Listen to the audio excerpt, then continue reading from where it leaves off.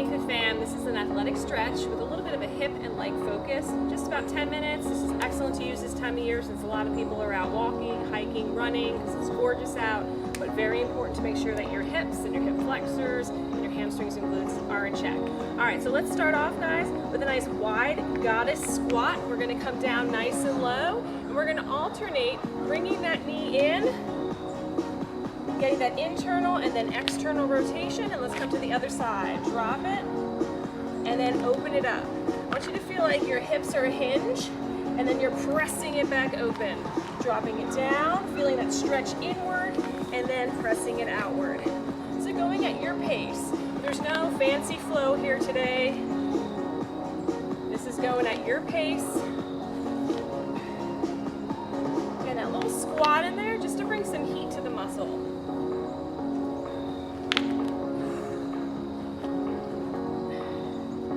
Feels good. I get super tight hips. Hamstrings stay loose, hips get real tight for me. Everybody's different. Give me one more. Awesome. Now we're going to sit right down onto our mat, and our feet are going to be just about hip width apart, and you're going to do that rock side to side, but I want you to bring your knees down to the floor and then to the other side. So actually press them down. Try to keep the shoulders and chest proud to the ceiling. So I don't want you to rotate that upper body. I want you to use it and feel those hips going side to side. Feels good.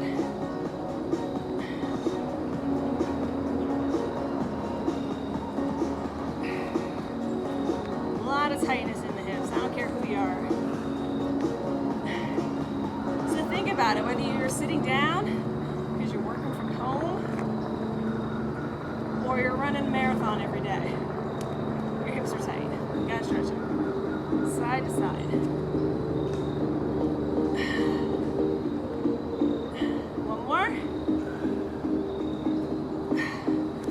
Now frog, everybody's least favorite. I'm going to show you from the side. John's going to show you from the front. You're going to flip your feet out so they're flat. The insides are flat on the floor. Knees are nice and wide. Hands are in front. And then gently press the hips back and hold.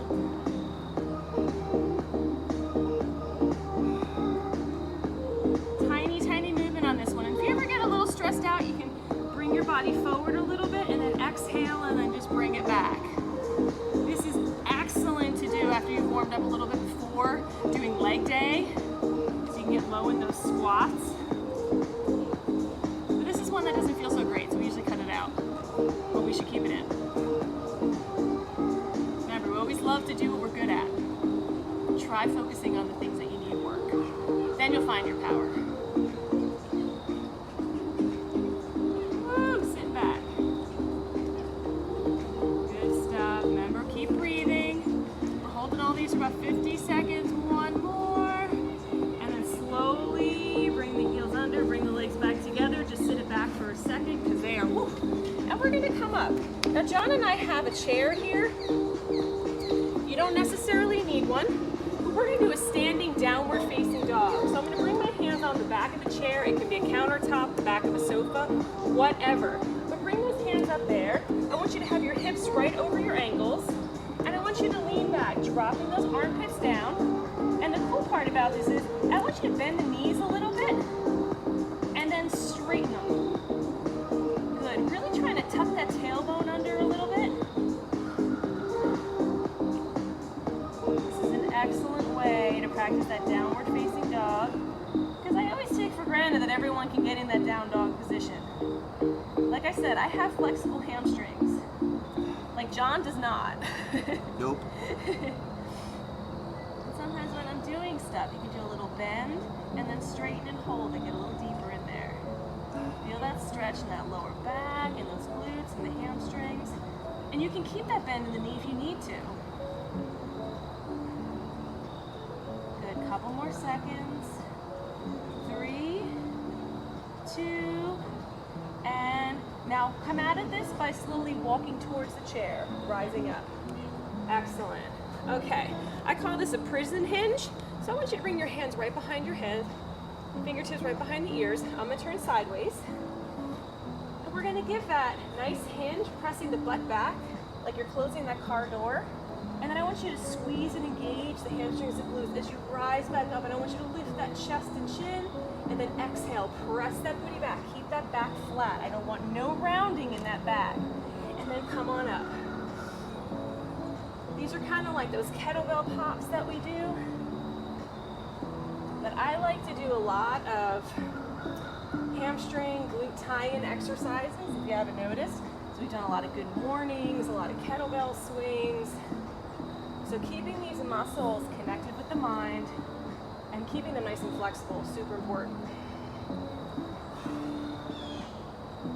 And when you come up, open up those elbows. Come on, give me one more. Good, hinge. And then squeeze and lift, open up. Excellent, and bring it down. Now you can turn the chair. You can use the chair as an extra prop or not, but we're gonna work on those hips now. So I want you to bring that left knee down. Knee comes down, release the top of that left leg. And we're just gonna give a nice simple reach up, lift up towards the ceiling. You can use that chair for balance if you need it. I want you to press the top of your left foot into the floor for me right now.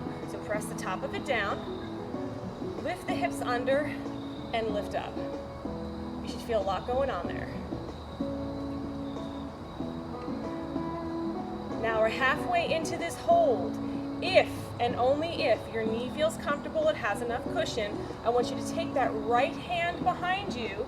I want you to lift that left foot and see if you can grab it and get a little more quad in that hip flexor stretch as well. But remember, that's optional. This one can feel a little intense for people on that knee. But this is why we have that chair there if you want a little assistance.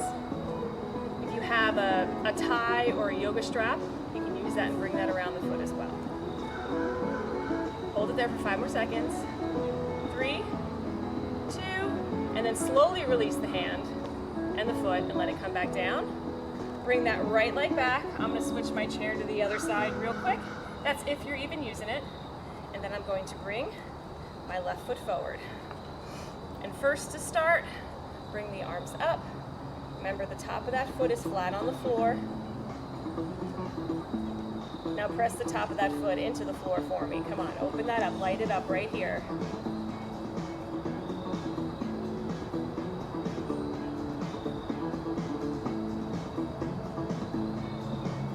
Now bring that hand down onto that chair if you need it, and let's bring up that back foot. Let's reach back with that left hand. Grab that right foot. Get that quad stretch.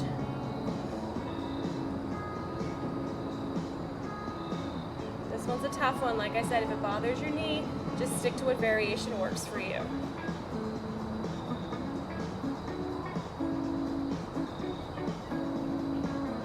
Good, you got 5 more seconds for me. 3, 2, remember, slowly release the hand and foot. Awesome, and then let's come on up to standing. We got one more stretch, guys, that's it. That's all I'm gonna torture you with today. Nice, low squat here. Let's come down. I want you to keep that right hand fingertips, and then I want you to open. Use that back of that right arm to open up those hips, and then reach up towards the ceiling. Good, now bring the left down and open up to the other side. This is gonna be the meanest one, I promise. But really open up that chest. Let's switch it up again. Right fingertips come down. If those fingertips don't touch, just use that arm against that right inner thigh and open.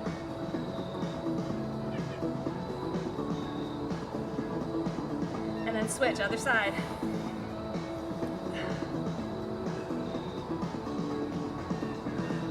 Feeling it in those legs? Oh yeah. Oh, I feel it. Now I want you to bring both hands here. I want you to lift them up. I want you to look up towards the sky, and I want you to rise up for me. Little back bend. Good, bring the hands down. Set the feet together. Big inhale and exhale. One more time. Inhale and exhale. See? Almost painless. You're done. Stay strong, keep up the hustle. I'll see you back for another stretch next time.